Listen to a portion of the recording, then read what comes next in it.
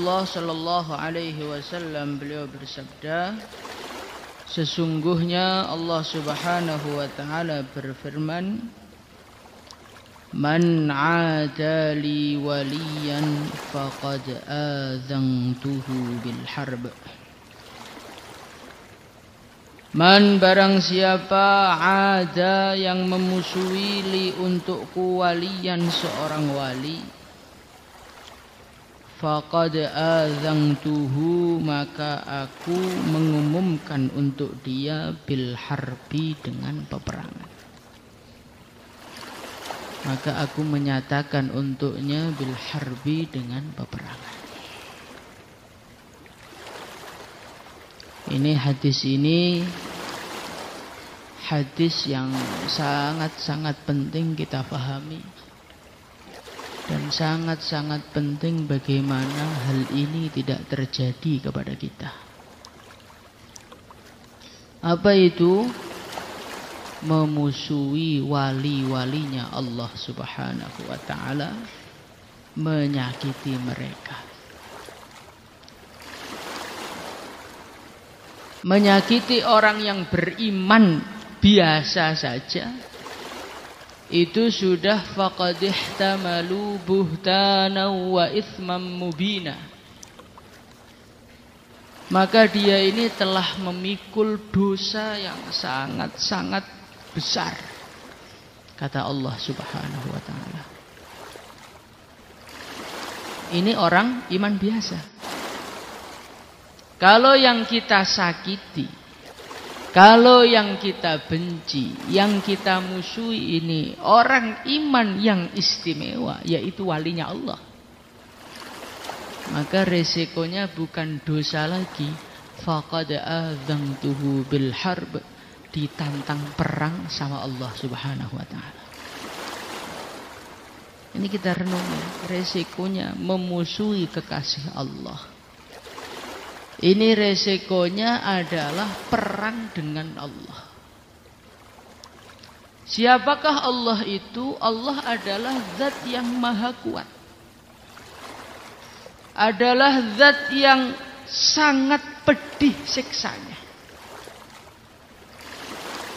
Menyatakan perang dengan makhluk yang memang diciptakan oleh Allah dalam keadaan lemah untuk selamanya. Wa khuliqal insanu dha'ifa. Kita ini adalah makhluk yang memang didesain oleh Allah sebagai makhluk yang lemah. Kita ini adalah makhluk yang lahir ke dunia dalam keadaan la ta'lamuna syai'an. Akhrajakum min butuni ummahatikum la ta'lamuna syai'an. Kita datang ke dunia dalam keadaan enggak tahu apa-apa. Kita punya mata, yang memberi siapa? Kita punya telinga, yang memberi siapa? Mata, telinga, semua dari Allah. Yang mengeluarkan kita ke dunia juga Allah. Makan rizki dari Allah, dirawat oleh Allah, dikasih ilmu oleh Allah, semuanya dari Allah.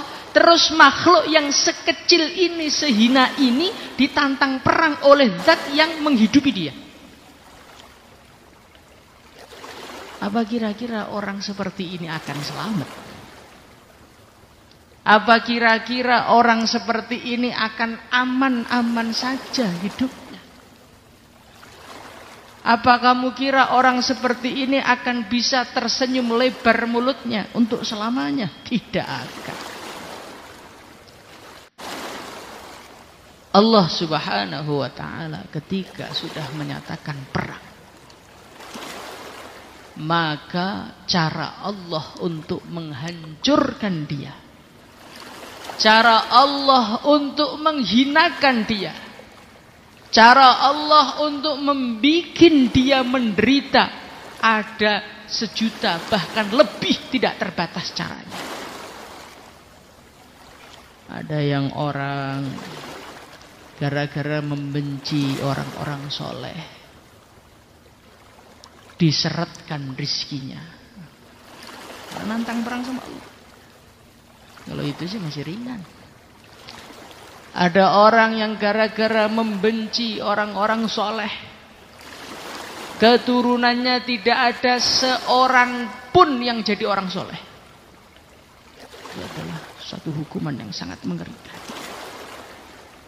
Ada orang yang gara-gara membenci orang soleh, man ini, man adali waliyan, man ini orang Islam juga masuk di sini. Man adali waliyan faqad adzantuhu bil harb. Barang siapa yang memusuhi kekasihku, faqad adzantuhu bil harb, ditantang perang oleh Allah. Iman di sini orang Islam juga masuk.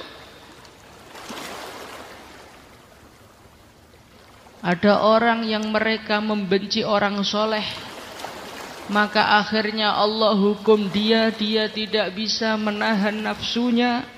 Akhirnya dia melakukan satu keburukan yang sangat-sangat memalukan dia. Sehingga dia masih hidup di dunia, harga dirinya sudah meninggal dunia. Itu juga ada orang seperti itu. Yang cerita ayah saya seperti itu. Dan akibat yang paling mengerikan, akibat yang paling mengerikan bagi orang-orang yang memusuhi wali-wali Allah Subhanahu wa taala apa? Su'ul khatimah. Kalau cuma disiksa, diambil hartanya, anaknya menderita dan lain sebagainya, nggak punya teman, ya itu kan masalah-masalah yang cuma dunia. Tetapi kalau orang itu su'ul khatimah, na'udzubillah, tsumma na'udzubillah, dia bisa celaka selama-lamanya. Orang itu diantara penyebabnya su'ul khatimah yang sangat besar, memusuhi kekasih Allah.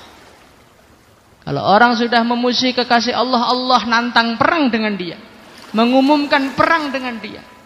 Kira-kira orang itu kalau memusuhi, ditantang perang oleh Allah, apakah Allah akan membiarkan dia mati dalam keadaan husnul khatimah? Tidak. Maka dari itu jangan sampai kita ini memusuhi, kita ini membenci wali-walinya Allah Subhanahu wa taala. Insyaallah.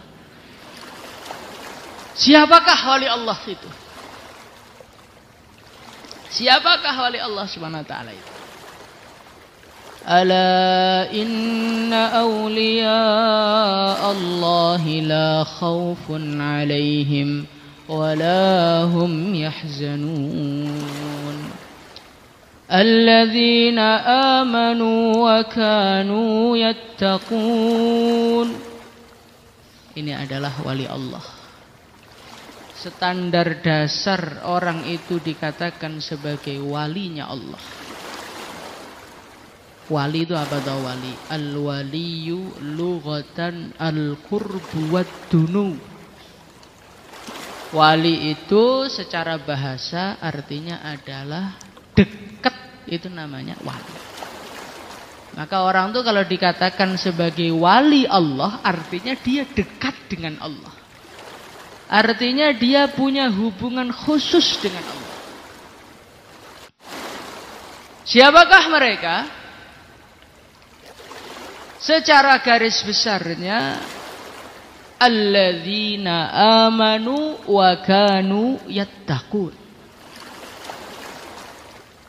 Alladzina amanu, mereka ini adalah orang-orang yang beriman. Kemudian poin yang kedua, wa kanu yattaqun, dan mereka bertakwa kepada takwa. Ini levelnya bertingkat-tingkat.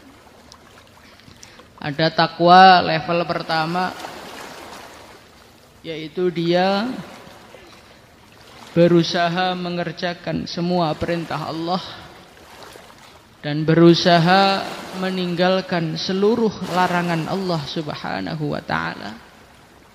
Ini merupakan takwa level pertama. Nanti ketika seorang manusia meningkat lagi, nanti sampai dia meninggalkan perkara-perkara yang mengganggu ketawajuhan dia dengan Allah.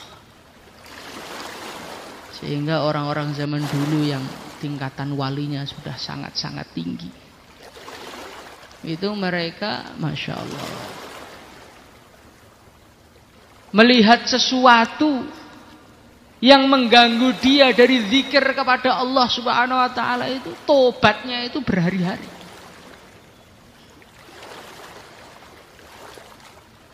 Nah, inilah ketakwaan yang level yang sangat tinggi.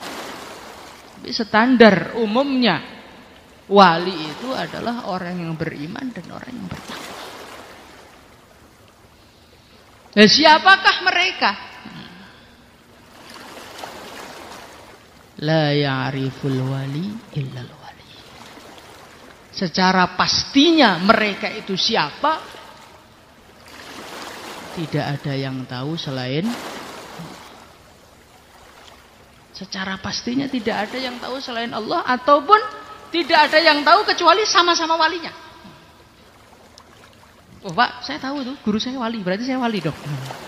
Anda nggak tahu, Anda cuma nebak-nebak saja.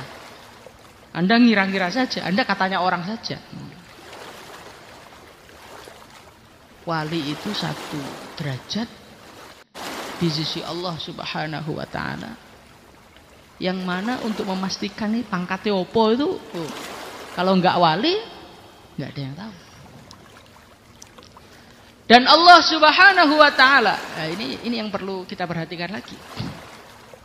Allah Subhanahu wa taala ini menjadikan wali itu bentuknya bermacam-macam.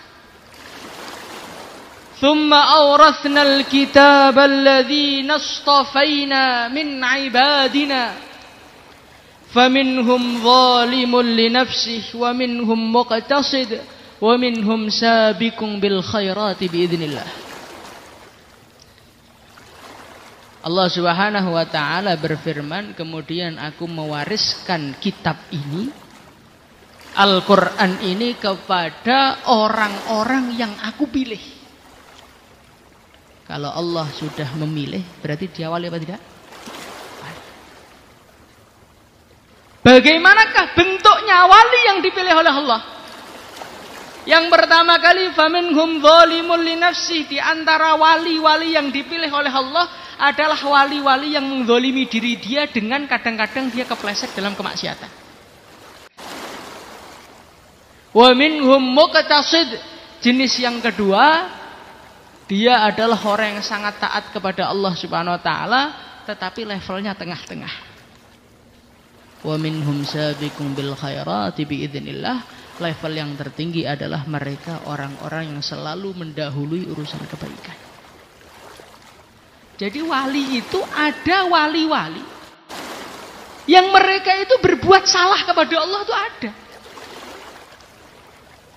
Maka kita ini kalau melihat orang yang bermaksiat kepada Allah, jangan langsung ini orang jelek.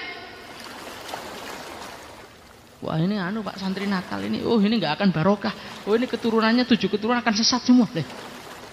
Anda siapa? Apakah Anda wali sehingga Anda berhak menilai seorang manusia? Tsumma awrathnal kitaba alladzina istafaina. Orang yang dipilih oleh Allah itu bukan orang yang mulai lahir sampai mati nggak pernah bermaksiat sama sekali, tidak. Al-ma'sumun humul anbiya. Orang yang betul-betul dijaga oleh Allah, nggak mungkin maksiat sepanjang hidupnya mulai lahir sampai wafat. Itu hanya para nabi, para rasul. Tetapi kalau kekasih-kekasih Allah, mereka mungkin bermaksiat, mereka mungkin zalimul li nafsihi, itu mungkin. Maka di dalam Al-Quran kalau kita baca di juz 4 itu, wasari'u ila maghfiratin min rabbikum wa jannatin 'arduhas samawati wal ard u'iddat lil muttaqin. Surga dijanjikan untuk orang takwa. Siapa orang takwa itu? Allah mengatakan orang takwa orang yang enggak pernah salah, tidak. Wa idza fa'alu fahishatan aw zalamu anfusahum dzakarullah. Termasuk orang takwa adalah orang yang ketika berbuat maksiat, dia cepat tobat kepada Allah dan dia cepat minta maaf kepada Allah, ingat kepada Allah. Maksiat enggak? Maksiat nggak? Maksiat. Maka apa yang ingin saya sampaikan di sini, kalau kita berjumpa dengan manusia-manusia yang bermaksiat kepada Allah, jangan sekali-kali menganggap dia ini orang yang dijauhkan dari Allah. Jangan. Mungkin dia adalah seorang wali yang sedang dihukum oleh Allah, sehingga dia kepleset kepada kemaksiatan. Tetapi kemudian setelah itu ditolong oleh Allah untuk tobat, siapa yang tahu? Maka Sayyidina Ibnu Umar radhiyallahu anhu atau Sayyidina Umar radhiyallahu anhu di dalam khutbahnya beliau mengatakan, orang yang zalimul li nafsihi diampuni oleh Allah.